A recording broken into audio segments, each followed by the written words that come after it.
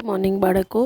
આજે આપણે સામાજિક વિજ્ઞાનમાં પાઠ 10 પર્યાવરણના ઘટકો અને આંતરસંબંધો વિશે અભ્યાસ કરવાના છીએ. પૃથ્વી સૂર્યમંડળનો એકમાત્ર એવો ગ્રહ છે કે જેને કુદરતી પર્યાવરણની ભેટ મળી છે. પૃથ્વી શું છે? સૂર્યમંડળનો ગ્રહ છે એકમાત્ર, પણ એને શું મળ્યું છે? કુદરત તરફથી પર્યાવરણની ભેટ મળી છે. પર્યાવરણ ના હોત, આજે આપણું પર્યાવરણ છે એ ન હોત તો આપણું અસ્તિત્વ જ ના હોત.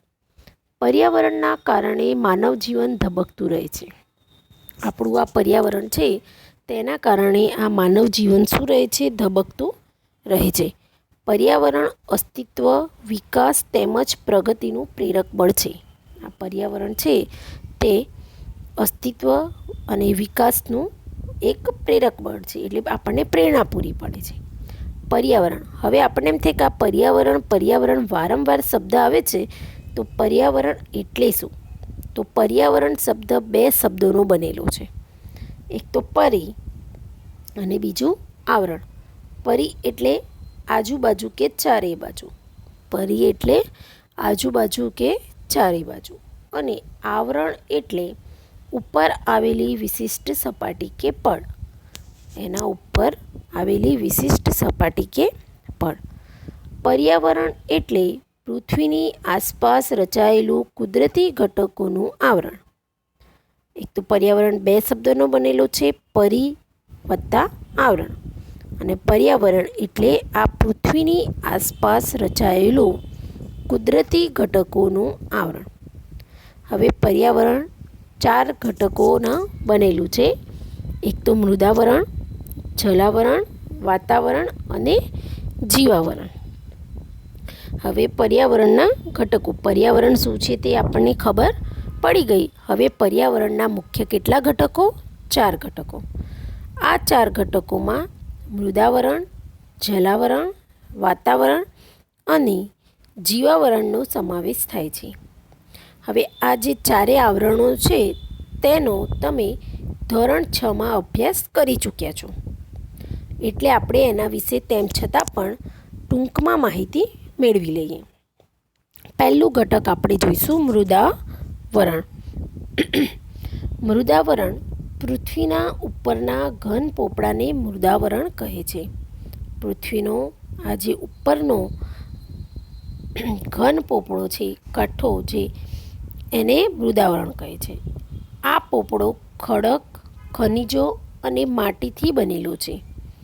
આ જે પોપડો છે તે ખડકો, ખનિજો અને માટીનો બનેલો છે.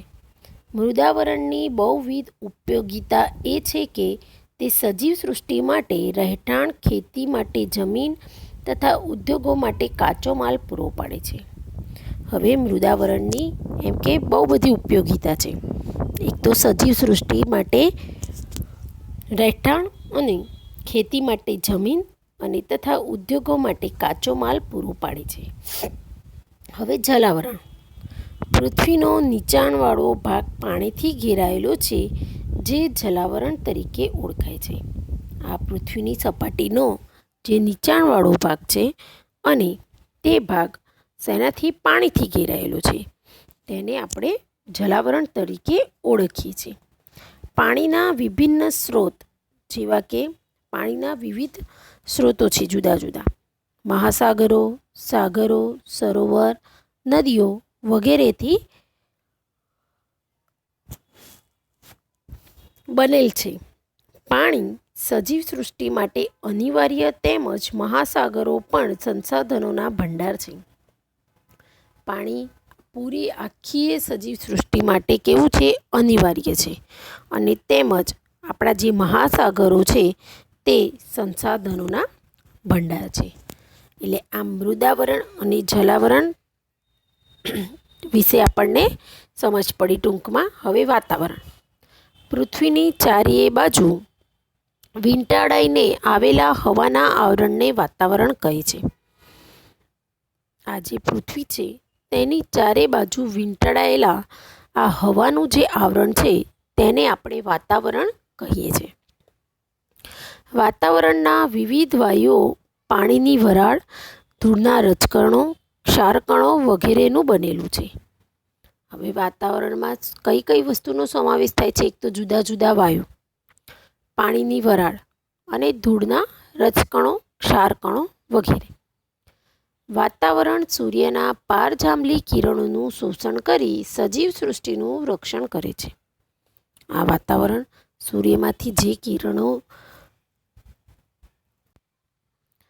જે કિરણો બહાર આવે છે તેનું સજીવ સૃષ્ટિ શું કરે છે?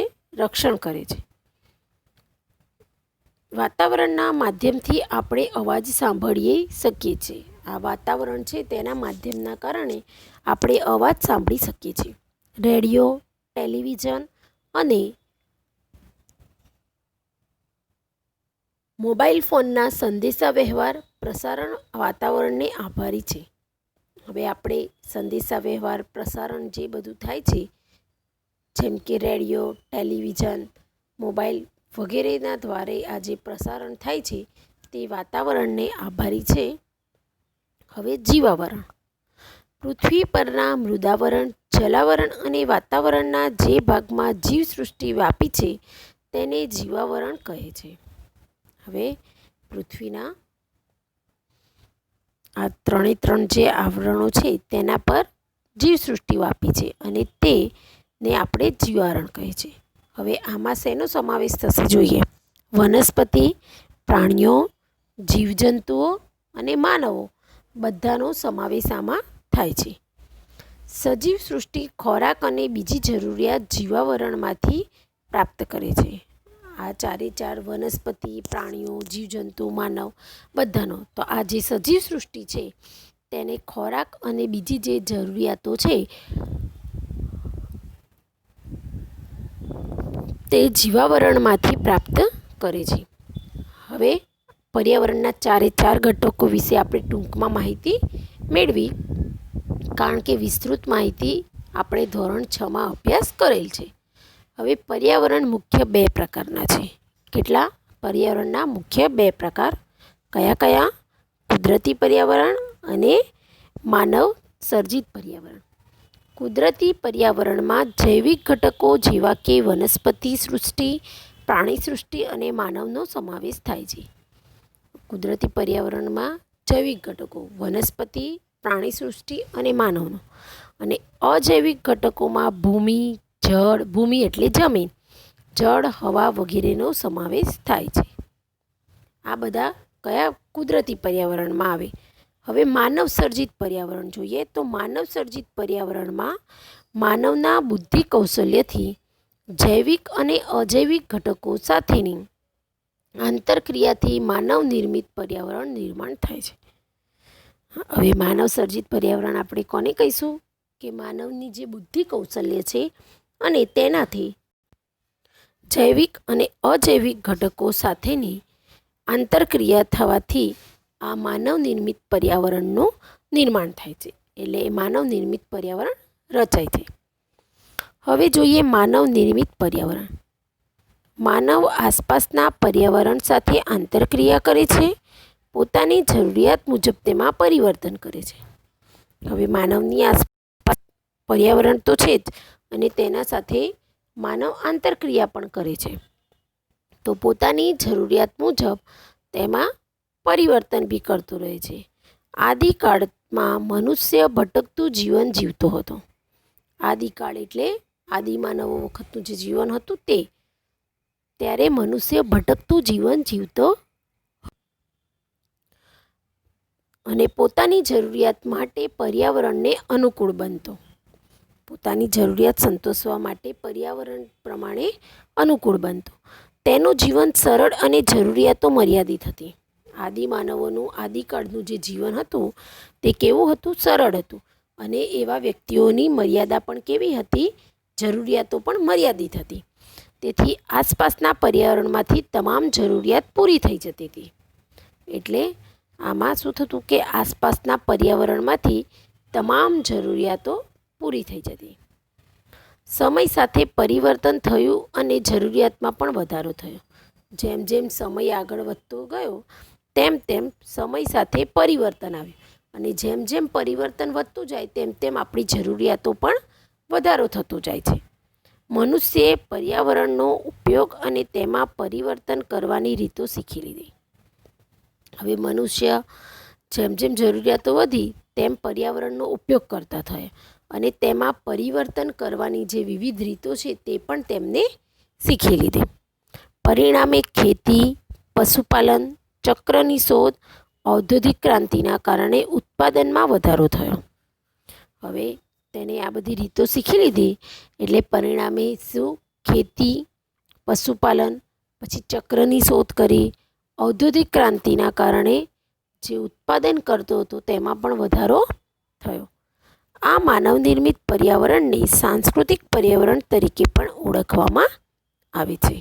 આ જે આપણું માનવ નિર્મિત પર્યાવરણ છે તેને બધા સાંસ્કૃતિક પર્યાવરણ તરીકે પણ ઓળખે છે. હવે મિત્રો જુઓ, આ સ્ક્રીન ઉપર તમને એક મોટું પિક્ચર્સ દેખાય છે. હવે એના નીચે નામ આપેલું છે કે આપણું પર્યાવરણ.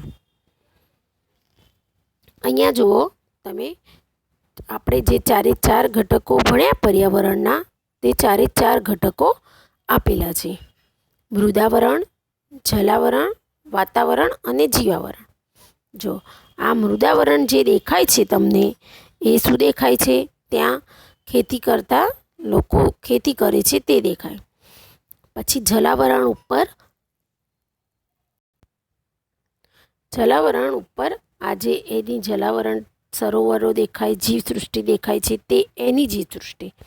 પછી વાતાવરણ અને જીવાવરણ ઉપર જે આપણે સજીવ સૃષ્ટિ વિકસે છે તે બતાવેલું છે. હવે પાણીનું વિતરણ. પૃથ્વી સપાટી પર ભૂમિ વિસ્તાર કરતાં પાણીનો વિસ્તાર વધારે છે. આપણે સૌ જાણીએ જ છીએ કે પૃથ્વીની સપાટી પર સૌથી વધારે જમીન વિસ્તાર કરતાં પાણીનો વિસ્તાર વધારે છે. તે પૃથ્વીનો સપાટીનો આશરે 71% વિસ્તાર રોકે છે. 100%માંથી 71% જેટલો તો પાણીનો ભાગ રોકે છે. પાણીના વિશાળ જળભંડાર ધરાવતા ભાગોને મહાસાગર કહે છે. પાણીનો આ જે વિશાળ જળભંડાર ધરાવતા ભાગો છે તેને મહાસાગર કહે છે. પૃથ્વી પર 4 મહાસાગર આવેલા છે. તે આ પ્રમાણે છે: પેસિફિક મહાસાગર, એટલાન્ટિક, હિંદ અને આર્કટિક. આ બધા જ મહાસાગર એકબીજા સાથે જોડાયેલા છે. આ મહાસાગરો કેવા છે? ખૂબ જ વિશાળ છે અને ખૂબ જ ઊંડા છે. પેસિફિક મહાસાગરમાં તો 10થી 11 કિલોમીટર જેટલી ઊંડી ખીણ આવેલી છે. પૃથ્વી સપાટી પરનું મોટાભાગનું પાણી કેવું છે? ખારું છે. આમ પણ દરિયાનું પાણી કેવું હોય? ખારું હોય. તે મુખ્યત્વે મહાસાગરો અને સમુદ્રમાં રહેલ છે. આજે મુખ્યત્વે શેમાં? મહાસાગરો અને સમુદ્રોમાં. મીઠા પાણીનો મુખ્ય સ્ત્રોત હિમશિખરો, ભૂમિગત પાણી, મીઠા પાણીના સરોવર, નદીઓ વગેરે છે. પૃથ્વી પરનું 71% પાણી તો છે જ, વિસ્તાર રોકે છે, પણ દરેક પાણી ઉપયોગી છે તેવું કહી શકાય નહીં, કારણ કે અમુક ખારું પાણી પણ હોય છે વધારે પડતું. એટલે મીઠાના પાણીના સ્ત્રોત કયા કયા છે? એક તો હિમશિખરો પરથી જે આવે તે, પછી ભૂમિગત પાણી જે જમીનની અંદરથી નીકળતું હોય તેવું, મીઠાના પાણીના સરોવર, નદીઓ વગેરે છે. હવે સમુદ્રના મોજા. સમુદ્રના મોજા વિવિધ પ્રકારના બળોથી ઉદ્ભવે છે. સમુદ્રમાં તમે સમુદ્ર દરિયા કિનારે ગયા હોય તો તમને ખબર પડે કે સમુદ્રની અંદર વિવિધ પ્રકારના મોજા જોવા મળે છે. સામાન્ય મોજા સમુદ્રની સપાટી પર વાતા પવનોથી સર્જાય છે. જે સામાન્ય મોજા હોય નોર્મલ, તે સમુદ્રની સપાટી પર વાતા પવનોથી સર્જાય છે. વંટોળ કે વાવાઝોડાથી ઊંચા મોજા ઉછળે છે. અને વંટોળ કે વાવાઝોડું આવે તો મોજા પણ કેવા ઉછળે? ઊંચા ઊંચા મોજા ઉછળે છે. અને આ મોજા સમુદ્ર કિનારે પહોંચે છે ત્યારે ભારે નુકસાન કરે છે. હવે આ જે વાવાઝોડા અને વંટોળથી અથવા તો અમુક મોજા તો જ્વાળામુખી ફાટે, જે અંદર સમુદ્રની અંદર ભૂકંપ આવે ને જે સુનામી કહીએ છીએ આપણે, એ થાય તો સમુદ્ર કિનારે એ મોજા પહોંચે ત્યારે ખૂબ જ નુકસાન કરે છે. હવે આગળનો પોઈન્ટ છે ભરતી ઓટ.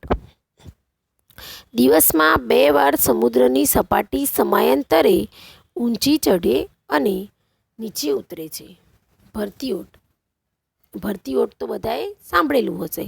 તો દિવસમાં 2 વાર સમુદ્રની સપાટી સમયના અંતરે ઊંચી ચઢે છે અને નીચે આવે છે.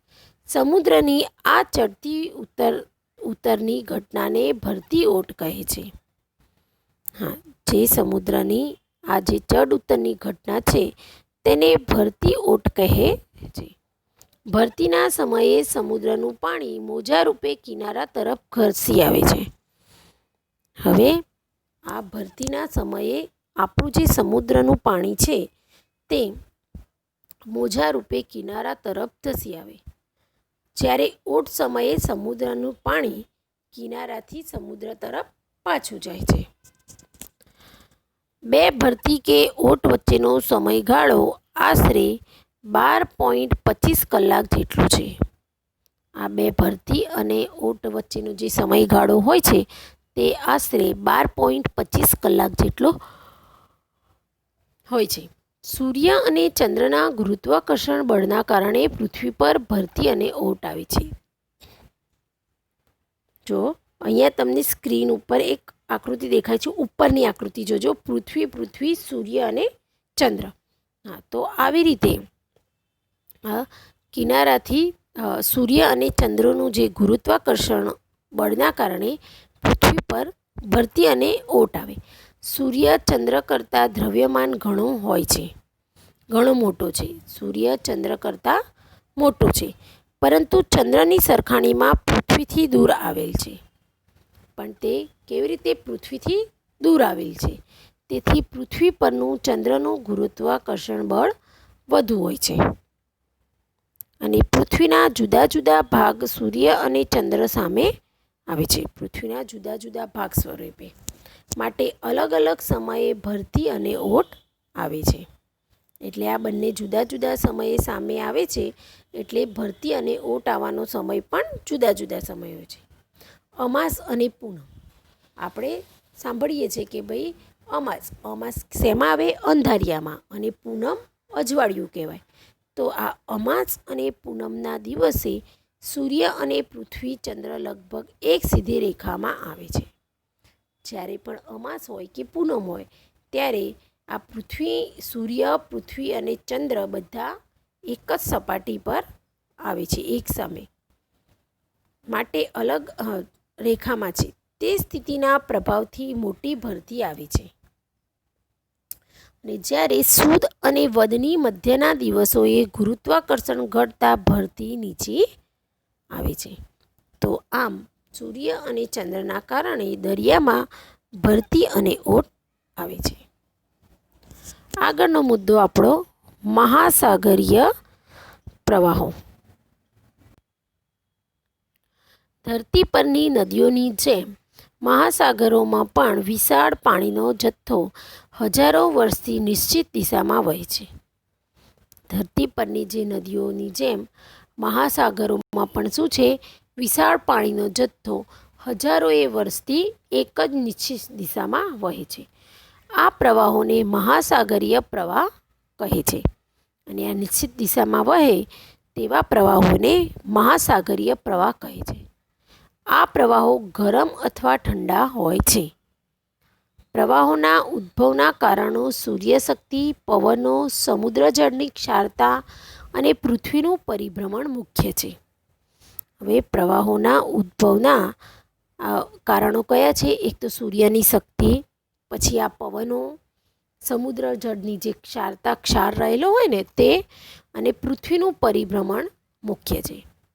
મોટે ભાગે ગરમ પ્રવાહો વિષુવવૃત્ત ધ્રુવો તરફ અને ઠંડા પ્રવાહો ધ્રુવોથી વિષુવવૃત્ત તરફ ગતિ કરતા હોય છે. હવે 2 પ્રકારના ગરમ અને ઠંડા. તો જે ગરમ પ્રવાહો છે તે વિષુવવૃત્તથી ક્યાં જાય છે? ધ્રુવ તરફ. અને ઠંડા પ્રવાહો ધ્રુવ તરફથી વિષુવવૃત્ત તરફ આવે છે. પર્યાવરણના ઘટકો વચ્ચેના આંતર સંબંધો. હવે પર્યાવરણના તમામ ઘટકોમાં માનવ કેન્દ્ર સ્થાને છે. અહીંયા બાજુમાં સ્ક્રીન ઉપર પણ પિક્ચરમાં આપેલું છે કે માનવ પર્યાવરણના ઘટકો પ્રાકૃતિક માનવ નિર્મિત. પર્યાવરણના જુદા જુદા ઘટકો કેટલાક ભૌતિક ચક્રોથી એકબીજા સાથે જોડાયેલા છે. પર્યાવરણના આ જુદા જુદા ઘટકો ચક્રોથી જોડાયેલા છે. આ ભૌતિક ચક્રો માનવીય પ્રવૃત્તિઓથી પ્રભાવિત થાય છે. આ ભૌતિક ચક્રો છે તે માનવીયની જે પ્રવૃત્તિ છે આપણા માનવની તેનાથી પ્રભાવિત થાય છે. મૃદાવરણમાં માનવી ખનિજ પ્રાપ્ત કરવા માટે ઉત્ખનન કરે છે. તે ખાડાઓમાં પાણી ભરાતા તે જલાવરણનો ભાગ બને છે. મૃદાવરણમાંથી ખનિજ પ્રાપ્ત કરવા માટે માનવી શું કરે છે? ખોદકામ કરે છે ને, તો એ ખોદકામમાં ખાડો પડી જાય એટલે જ્યારે આ ખાડાઓમાં પાણી ભરાય ત્યારે એ જલાવરણનો ભાગ બને છે. વાતાવરણમાં તાપમાન વધતા જલાવરણમાં રહેલ પાણીનું બાષ્પીભવન થાય છે. વાતાવરણમાં તાપમાન વધતા જલાવરણમાં રહેલ પાણીનું શું થાય? બાષ્પીભવન થાય છે અને તે વાતાવરણમાં બળે છે. વાતાવરણમાં રહેલ ભેજનું ઘનીભવન થતાં વાદળો બંધાય છે અને વરસાદ થાય છે. આ વાતાવરણમાં રહેલ ભેજનું પ્રમાણ શું થાય? ઘનીભવનના કારણે વાદળો બંધાય અને આ વાદળો બંધાય એટલે ભેજનું અને વરસાદ થાય છે. તે પાણીના વહેવાથી મૃદાવરણનું ધોવાણ થાય છે. આ બાષ્પીભવનનું વિશે તો તમે વિજ્ઞાનમાં પણ કદાચ ભણ્યા જ હશો. તો આવી રીતે તે પાણીના વહેવાથી મૃદાવરણનું ધોવાણ પણ થાય છે અને વિવિધ ભૂમિ સ્વરૂપો રચાય છે. આ ઉપરાંત માનવીની વિવિધ પ્રવૃત્તિઓ કુદરતી પર્યાવરણના ઘટકોને કારણે જીવસૃષ્ટિથી પરસ્પર જોડાયેલ છે. આ ઉપરાંત પણ માનવીની ઘણી બધી એવી પ્રવૃત્તિઓ છે કે કુદરતી પર્યાવરણના ઘટકોના કારણે એકબીજા સાથે જોડાયેલી રહે છે. આમ અહીંયા આપણે પર્યાવરણના ઘટકો, પછી માનવ નિર્મિત પર્યાવરણ, પાણીનું વિતરણ, સમુદ્રના મોજા, ભરતી ઓટ, મહાસાગરીય પ્રવાહો, પર્યાવરણના ઘટકો વચ્ચેના આંતરસંબંધો તેના વિશે અભ્યાસ કર્યો.